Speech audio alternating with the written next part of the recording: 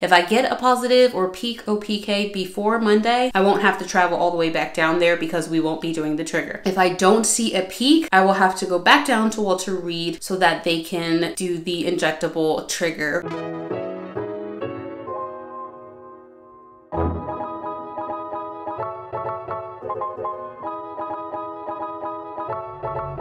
What's up, tribe, and welcome back to my channel. Thanks for joining me again. If you are new here, then my name is Mariah, and for the last 16 months, my husband and I have been on a journey to conceive rainbow baby number 1. As always, if you are a returning member of the tribe, I so appreciate you for continuing to come back and show us support. You guys are constantly letting me know that you are still praying for us, still throwing baby dust our way, still hoping and wishing for us. So I really appreciate each and every one of you, and I will be so happy for the day we can transition into making you all aunties. So in today's video, obviously from the title, we are back to OPK, and I know some of you will ask the question, I thought you said you were only temping, or I thought you were doing this, so why are you back to OPK? I went back to the doctor, and because of where my follicle size is for our first medicated cycle right now, she wants me to do OPKs because I'm gonna have to come back on Monday. Today is Thursday, and I'm gonna have to come back on Monday as long as I don't surge before then, and really that's why the OPK. So if I get a positive or peak OPK before Monday, I won't have to travel all the way back down there because we won't be doing the trigger. If I don't see a peak, I will have to go back down to Walter Reed so that they can do the injectable trigger. So that's why we're back here once again, OPK testing. I'm still using my Ovusense. I'm still hoping that it's gonna be able to get a little bit better at predicting when I'm supposed to ovulate, because right now as it currently stands, it doesn't have me ovulating until like cycle day 17, and that's because of when I ovulated last cycle. So it's only basing its data off of last cycle. So hopefully in the next few days it'll kind of adjust and update the predictions. It's supposed to eventually get to the point where it can like predict potentially, I think like 24 to 48 hours in advance before you ovulate. So that's what I'm hoping for, but we don't really know what we're gonna get. Today is actually cycle day 10. I went and got my follicles checked on cycle day 9. Monday is cycle day 14, and that is usually around the time frame that I get a peak ovulation test. So I don't really know how that's gonna work out. I don't know if I'm gonna ovulate a little bit earlier this time and get like a peak on maybe cycle day 13, or if it's gonna be later this time, maybe on cycle day 15. Either way, I'm really hoping that we can do this trigger just because of where my follicles currently stand. I think it would just give us a better chance. But on to the OPK testing, what you all are actually here for. So as always, I am using the Pregmate strips. So here is a blank test. 1, 2, 3. Time is up. The test actually, my timer went off, but I was distracted and with family, so it's a little bit past the time, but it's okay because it's still a faint test line anyway. It's nowhere near positive, but I'm gonna go ahead and scan this in. It's probably gonna come up as low for right now, which is pretty normal for me for cycle day 10. Then I will be back again here with you guys tomorrow to test at cycle day 11. Okay guys, I'm back, and it is cycle day 11, and I'm just gonna go ahead and take another OPK. It's a little bit later on in the afternoon just because I really didn't have to go to the bathroom earlier. So I am just going to take another one. I don't really have any of my ovulation indicators, and also my temp is still bouncing up and down right now. So I think ovulation, like I said, is still gonna be somewhere between like Monday and maybe Wednesday-ish, but we'll see. Today's Friday, so 1, 2, 3, and we'll wait 5 minutes for this to process. The test is done, and as you can see, it's even lighter than the last one yesterday, so ovulation is definitely not anywhere near or around the corner. So I will see you guys tomorrow at cycle day 12 to go ahead and test again. Okay guys, I'm back at cycle day 12, so we're gonna go ahead and take another OPK. I am starting to feel some little, I won't say twinges, but it's more of a little bit of pressure on my right side. And I believe that is the side that my dominant follicle is on. But we're just gonna go ahead and test again to see what the verdict is. 1, 2, and 3.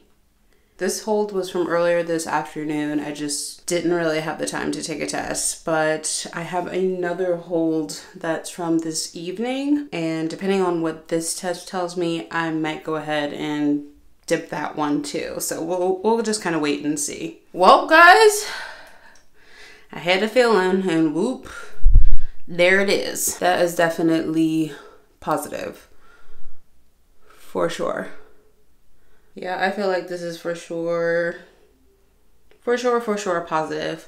So since that's the case, I'm gonna go ahead and dip the other one. Now the other one, I realistically do not remember the last time I actually peed, so I don't remember how long of a hold it is, so I'm just gonna go ahead and dip it and see. I was drinking a little bit of like juice and stuff downstairs, so it might be a little bit more diluted than this afternoon's hold. So I'm gonna go ahead and get that and then I'll dip it. I mean, the good thing is that we baby danced last night, so timing was definitely a little bit more favorable, so to speak. And just because I more than likely won't ovulate for the next 2 days, and I'll just keep an eye on my temps to see what kind of they do. This urine is so clear that it's probably not gonna bring up anything, but let's see. 2, 3. I guess this is kind of a good thing too, because I won't have to worry about making that dry down on Monday. So it saves me a trip, which is great, because I would have hated to go down. For me to have gotten like my positive late on Sunday night, the night before my appointment, that would have been terrible. But now we don't really know, or we're not going to be able to really know what my follicle size or my final follicle size was / is,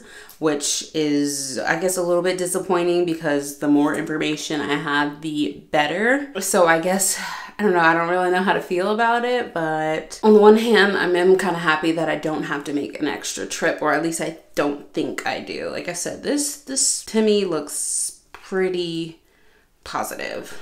The lines are the exact same darkness, so I'm just gonna let this other one finish processing and then we'll see. Okay, so this one's not quite positive, but it's like really on the fine line. And like I said, that was with a shorter hold, because if I could show you the difference between my 2 urine colors, that one is more of an amber, and the one that I have right here is more of a, I don't know, clear diluted lemonade. But this is what the one from tonight looks like on a, I guess it would be 2.5 hour hold. And as you can see, that one's not quite positive. It's close, but it's not quite positive. So with that being said, like I said, I'm gonna dip one more in the urine that is from 4:30, and I'm gonna go ahead and scan it into my app, and just to make sure that that is officially a peak, and then I'll let you guys know what the app says. But I'm pretty much sure that this is like my peak earlier today. Okay guys, so I dipped the other one from earlier's urine, and it's definitely a peak, as you can see. I just really wanted to make sure when I scanned it into the app that I scanned a fresh test, not one that was way past the 10-minute mark. So what I'm going to do is tomorrow I will send my doctor an email just to let her know what's up. I also want to hear back from her so she can tell me exactly what side my dominant follicle was on, and then how many follicles did she actually count total, because she never told me that number, and I feel like I need to have all of that information, and would like to have all of that information going into this. Just in case the cycle is not our successful one, I want to have all that information to know going into my next cycle. And also I want to discuss some things with my RE. Now the person that I saw, she was a resident, but she wasn't my doctor.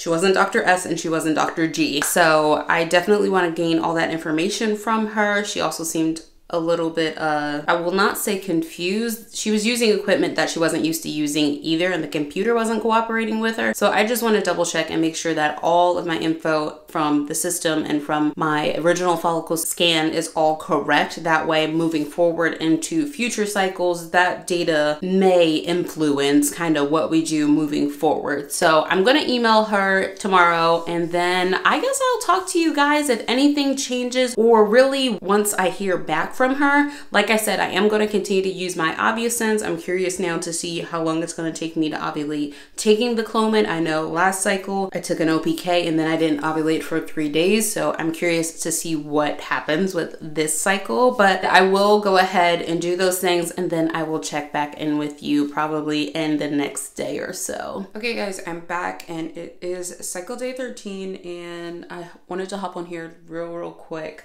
because for those of you who've been following me for a while, you already know that I normally get positive OPKs on cycle day 14 or 15, and I usually get it and then within 3 hours it's completely back to negative. Well, this time, as we know, my first positive was yesterday at cycle day 12, and I decided to just go ahead and test again this morning, which I normally do not do, but I figured why not? And it's actually darker than it was yesterday, as you guys can see. So the test line is now darker than the control line, and it's about 17 hours later. That never happens for me, so super different. I won't say super weird, but it's definitely super different. But I will definitely check back in with you guys once I hear back from the doctor. All right guys, so I am back, and it was definitely a long weekend. So I continued to go ahead and OPK through the weekend. For 2 days straight, I got a strong peak. The first day, y'all saw how strong that peak was. The second day, I got an even stronger peak where the test line was way darker than the control line. On the third day, my test did go back to negative, but they were very high. So it was like literally like within an inch of being positive. Now this first cycle being on Clomid, it seems that not only am I surging a lot sooner, but my surges are lasting a lot longer. Now today it is cycle day 17, and I am still waiting on OvuSense to confirm my ovulation.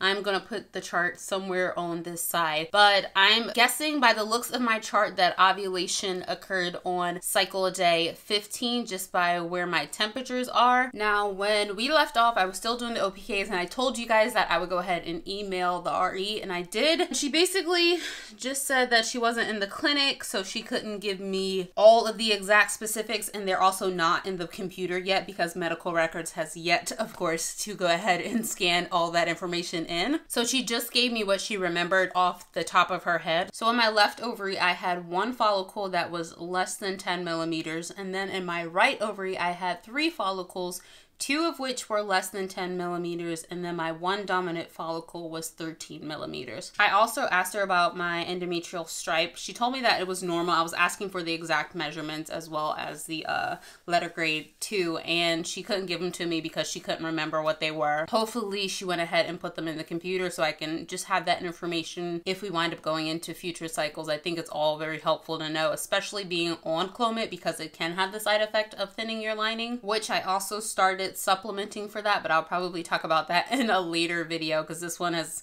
been pretty long as it is. But all in all, she was just like, I'm not really concerned with anything, so you're all good to go, and just let us know kind of what you want to do as far as next cycle goes so we can make a better or more efficient plan, just so that we can optimize the time you're spending driving down here, which I definitely appreciate. I'm going to talk to them about potentially just getting a trigger to have on hand if we do need to have, you know, a future cycles, I guess, because I am not exactly the most willing to come in for a follicle scan and then if I haven't made the mark again, drive all the way home and then drive all the way back 3 or 4 days later just so they can administer it, because that's really what it is. They want to have that control factor of being the ones to administer it, and I just think that they should just be able to trust me as a patient. Like, I'm an adult, I follow instructions, you know. There's certain things that I feel like patients just have more of the freedom to choose to do or not to do, but a trigger isn't something that I would just at home just arbitrarily decide on my own,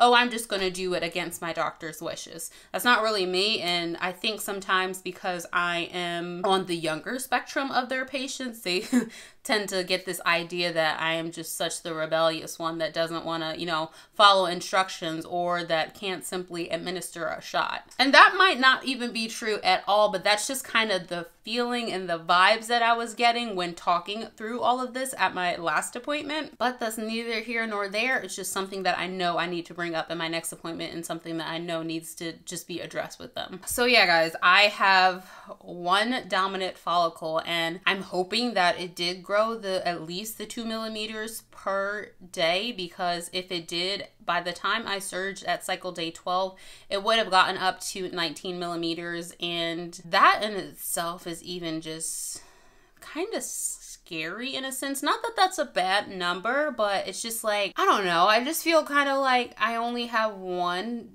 dominant follicle, and the last time me and my RE spoke, we were really both saying that like 2 would be ideal. 2 would be really good because that's a little bit more to work with, and we clearly haven't had success over this long period of time. So both my RE and I both agreed that like, yeah, 2 would be pretty much optimal and best case scenarios, just so that I can have a better chance of achieving pregnancy this cycle. We didn't get that, so I don't know what that's going to mean for the future. The person who did my scans, that was not my regular doctor, and that wasn't even the doctor that I saw last time. So her and I hadn't really talked, and she wasn't completely familiar with my case. All in all, she was pretty much just there to do the follicle scan. But I definitely feel like when I go back, my doctor and I need to have a conversation about what we want to do as far as the dosage. I already picked up my second dose of Clomid for next cycle, and it's the same 50 milligram dose, and I think just for these first 2 cycles I'm going to stick with the 50 milligram dose.